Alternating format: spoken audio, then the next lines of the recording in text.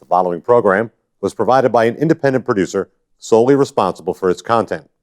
The opinions expressed do not necessarily represent the views of this station, its staff, board of directors, or underwriters.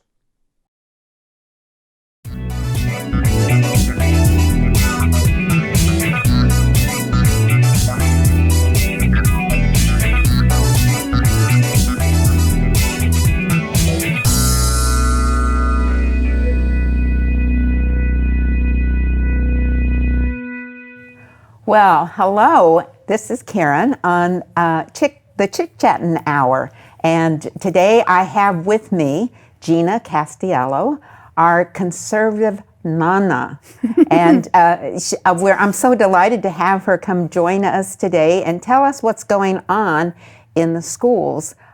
She's from Massachusetts, but guess what? It's going on here in New Hampshire too. And so I just want her to share with us what she's experiencing as she's trying to find out what's going on and what's being taught to her grandchildren in the Boston schools, or in the Massachusetts schools. So welcome to the Chic Chattin. Thank you for having me. It's a pleasure. Nice to have you here. Oh. So tell us a little bit about how did you get tuned into what you're observing now that alarms you? Well, I've always exercised my right to vote. Last year I decided to go up in front. I was never really politically active. I went in front of the city committee meeting in Revere, Massachusetts to ask them. I heard rumors that they were just putting down Islamic prayer rugs wherever they wanted to and praying. So it was concerning to me because we always heard there's no prayer in state, no praying in school. And when I went in front of the city committee meeting and I asked a career politician who helped memorialize the gymnasium that I'm talking about, my nephew lost his life during Operation Enduring Freedom, 2005. He helped actually memorialize the gymnasium at the school, and his jaw dropped, like he was shocked. There is? And when I fast forwarded, I found a special city council meeting that he put in for halal/kosher. So things just weren't fitting. And when I thought it was going to be so recepted by all this love and help, and I got the total opposite. I was called a racist, and they wrote an article in the paper about me that I went on an Islamic tirade. And it was just really, I was shocked, actually. Right. So this put me on a mission to find out what is going on in the schools. And I had created a site called What Are They Teaching Our Children? And this is on Facebook? This is on Facebook. Okay. What Are They Teaching Our Children? And I'm really trying to get answers from the city of Revere of what is going on in the school. So I did get a registered letter back from the superintendent of schools stating that there is not a designated prayer room, which there needs to be for all religious types. And it continues to go on that I heard that they removed pork off the menu in the schools. And that was concerning to me. And they said that they haven't. I have a background of restaurant and bakery in my blood. And I would love for them to let me go into the freezer so I could witness myself if there's actual bacon being served. Right. Because I hear from cafeteria workers that they were told that the Islamic community does not eat bacon, so the utensils can't touch cooked pork, so they just make ham sandwiches. But you can't get straight answers. And I feel as though I deserve to have some answers, my questions answered, and they're not being answered. Well, you're a taxpayer. Yes. And as a taxpayer, you should be allowed to question what's going on because it's your investment. And it's not just the education, which is, we can go down that road too, but the whole purpose is that we want children to be educated so that when they grow up, they have an understanding and exposure to a variety of different learning situations. Correct. So that when they leave high school, whether they get a job or go on to continuing education, that they can eventually be contributors to our future society, because that's the whole purpose we're here for in the first place, is to make sure that America continues as America. Correct. As envisioned by our founding fathers, which was that we were supposed to be a free people, being able to make our own decisions and not controlled by a king or a ruler of any sort. So that's what we are expecting out of our schools. But the question is, and you're absolutely right, what are they teaching our children is a terrific question to be asking. Yeah, and, as a hardworking, tax-paying, law-abiding legal citizen, I'm not looking for special treatment. I'm just looking for equal treatment. And they seem to be giving in the Islamic community, in the illegal community, special treatment. Yeah. It's not fair. I personally am offended. As you should be. I am. I'm offended. Because we are supposed to be, all people are created equal, right? That's what it says in our Declaration. And so if that's the case, then there shouldn't be any special, we should actually, as Martin Luther King said, be judged by the quality of our character. We should be judged on what can we do, what can we contribute. Those sorts of things should be the dividing line, not what color is your skin, how do you speak, what religion are you. Those things are not the dividing line, but what can you do and what can you contribute? So you're finding that they're taking certain things off the menu, or at least that's what you're hearing from the workers at the schools. You have cafeteria workers that, tell you these types of things, and people are afraid to talk. They're afraid of losing their jobs. Yes. So I haven't really done too much more on this right now, because what I have come across, I was just brought to my knowledge this summer, we discovered a book that was on Boston reading list for Boston Public Schools, and it was called Beyond Magenta, and it had to do with the drag queens. And these drag queens, it was just horrific. For what age group was this? I think it was like the 5th grade. Okay. And it's, you're talking, 11-year-old kids? These are young children, and these, they were talking. In their formidable years, right. Yes, very explicit. Drag queen, to me, is adult promiscuous entertainment. I don't think it needs to be taught to children, and I don't think it needs to be in Boston public libraries for little toddlers to be crawling all over on the floor. To me, that's more like a pedophilia. Yes. But that's just, it's my opinion and my belief. Well, there's a whole group of adults and parents who are making a difference across the United States with mass resistance. The Brian Kamenbaker, who heads that, has been energizing the parents. I mean, actually, because parents across the United States are upset with this drag queen story hour, and it's introducing things to a young, developing mind that you and I probably didn't hear about until well into our adult years. Correct. And why are we inundating these young children with this? What is the purpose? Indoctrination. I believe it's the breakdown of the family. They're indoctrinating the children. They're trying to control our children, take rights away from parents.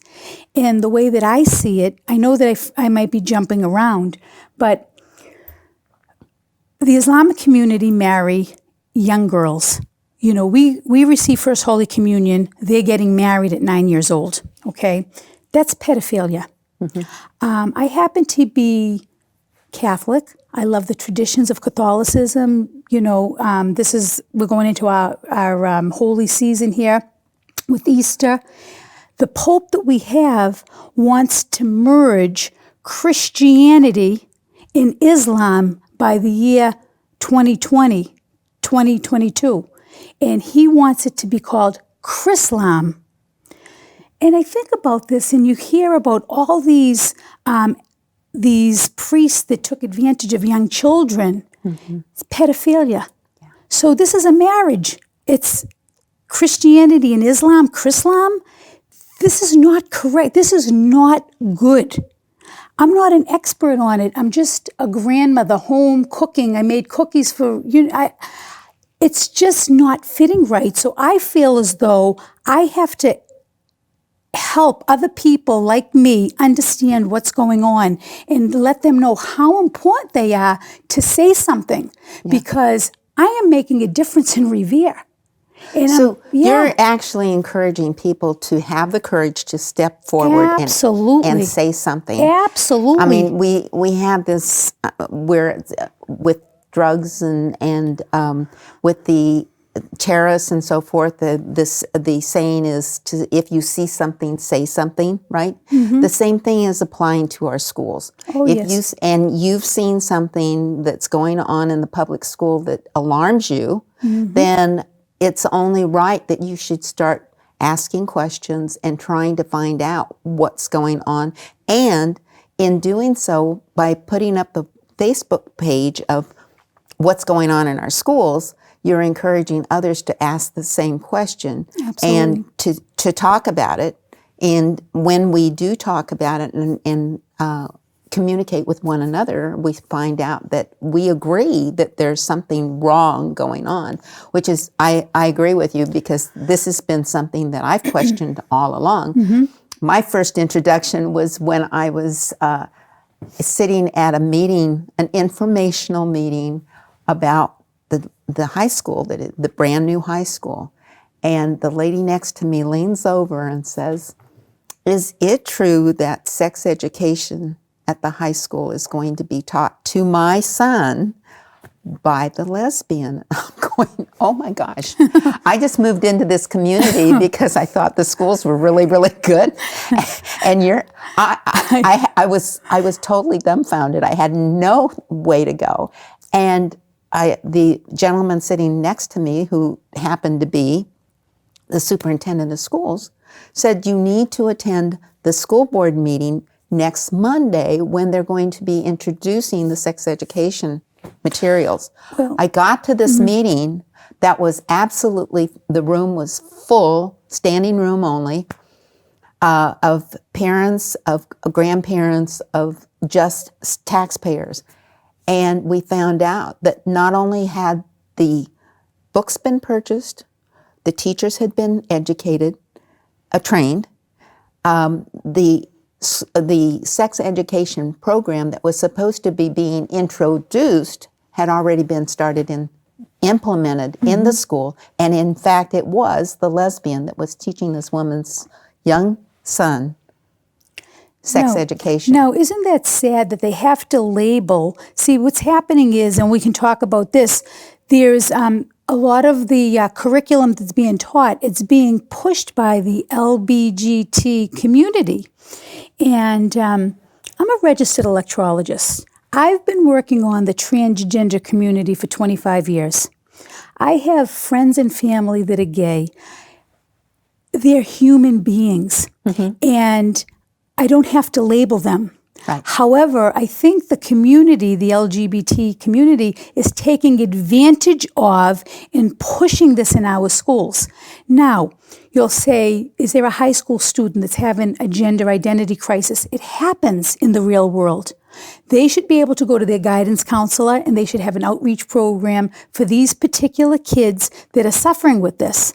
Get the parents involved. Help them, absolutely. However, we do not have to teach it to the general public. Right. It's not, I don't feel as though it's necessary. Right. And I go back to the whole thing was, well, we don't want you in our bedrooms. Then quit telling us what you do in your bedrooms. There you go. And just let us go on and treat you like a normal human being. Don't go in and start grooming our younger generation, which I think is what the whole purpose of those activists are. It's not Absolutely. necessarily everybody who has these feelings, but it is the grooming that's being done by the activists, the radicals. Absolutely, and what's happening is it's people are not aware of it. The curriculum is being covered up with, in Boston, for instance, they call it a social and emotional learning program, and they're teaching these children.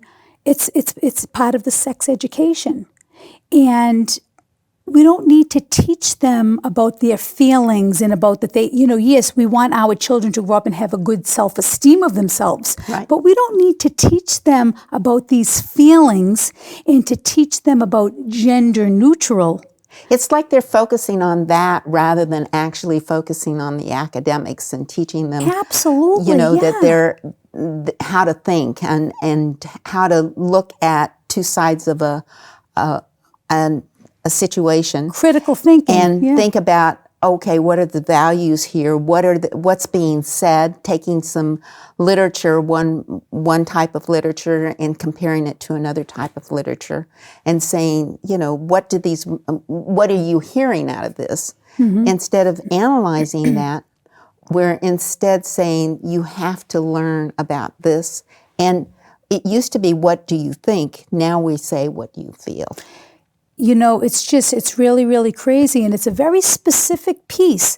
And a lot of people, parents, they may, at the end of the school year, they may get sent home all this stuff and they have to sign up for something for following September. You have children and you're working, you're busy, you're going to forget about that piece of paper. So they're not really zoomed in. They're just, like most parents, assuming their kids are going to school, they're getting them there, they're making sure they do their homework. They're not zooming in. And if they actually do a little research and find out to see what the curriculum is, if it is this this program, it's very, very, very scary. So what are you finding when you go knocking on the door at the school? So Are you getting how are you doing this? I mean, this is what I have done personally. I have just started this process about 2 weeks ago. I called one of the schools and I spoke to the nurse, and she gave me the name of a woman who works at the high school who takes care of the sex education program from K through 9. And I wrote her. We have a sex education program for K through 9? K through 12, K through 12. But I mean, still. Yes. We're talking about kindergartners, first, second, third, fourth graders. Correct. Are getting a sex education program. Education. So I want to know, what is the curriculum that is being taught in the Revere Public Schools? And I wrote her a very nice letter asking her, I would like to know, the complete list of videos, any of the online resources that they may be sharing with the students, any of the recommended books that they're sharing with the students, and then any referrals to outside organizations that do any presentations on sex, related to sex or gender. Mm-hmm. And I haven't heard back from her yet. I also called my superintendent, and and I left a message. He never called me back. So I called again this morning and left him a voicemail, and he did call me back, and I will send him a letter, an email as well, with the very specific questions. And I want to know what's going on, in the Revere Public Schools. Which is you as a taxpayer, you as a grandmother, mm-hmm. Or somebody out there as a parent has every right to ask and try and find out. Yep. Now, my experience, and I don't know whether you'll get the same sort of reaction, was that at the particular school where we were asking these questions, they were on a different sort of curriculum, and so they came out where the teachers were actually writing the curriculum. It wasn't a pre-purchased curriculum.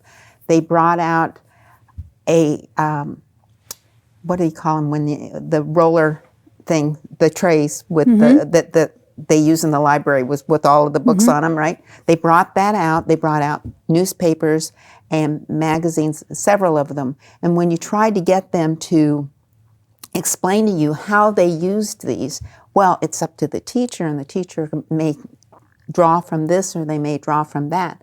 there was never any real specifics. And of course, you couldn't take any of these materials home so you could have the opportunity to really take some time to go through them. You had to do it there at the school.